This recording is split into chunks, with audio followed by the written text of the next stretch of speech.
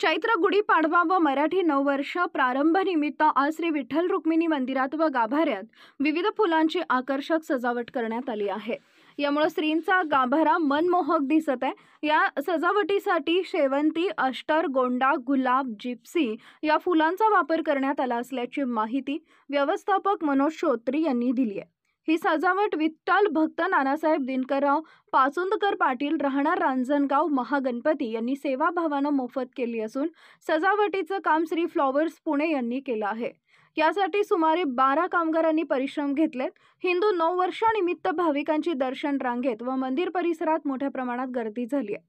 मंदिर समितीमार्फत पुरेशा प्रमाणात सोयी सुविधा उपलब्ध करून देण्यात येत असून भाविकांची गर्दी विचारात घेऊन भाविकांचे जलद व सुलभ दर्शन होण्याच्या दृष्टीने ऑनलाईन दर्शन पास बुकिंग व्यवस्था बंद ठेवण्यात आली आहे। तसेच VIP दर्शनावर निर्बंध, पूजेची संख्या कमी करणे व इतर अनुषंगिक उपाययोजना समितीमार्फत करण्यात आल्या आहेत। प्रत्येक वर्षी महत्त्वाचे सण, उत्सव, खास दिवस या निमित्ताने श्री विठ्ठल रुक्मिणी मंदिरात फुलांची आरास सजावट केली जाते।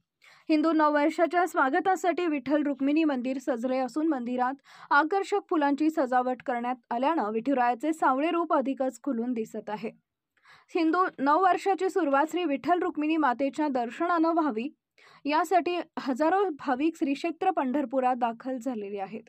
पहाटेपासूनच भाविकांनी दर्शन रांगेत गर्दी केली असून विठ्ठल रुक्मिणी मातेच्या नाम गजराने परिसर दुमदुमून गेला आहे। या सजावटीमुळे विठ्ठल रुक्मिणी मातेच्या मूर्तीसह गाभारा पाहून देखील भाविक अधिक समाधानी होत आहेत।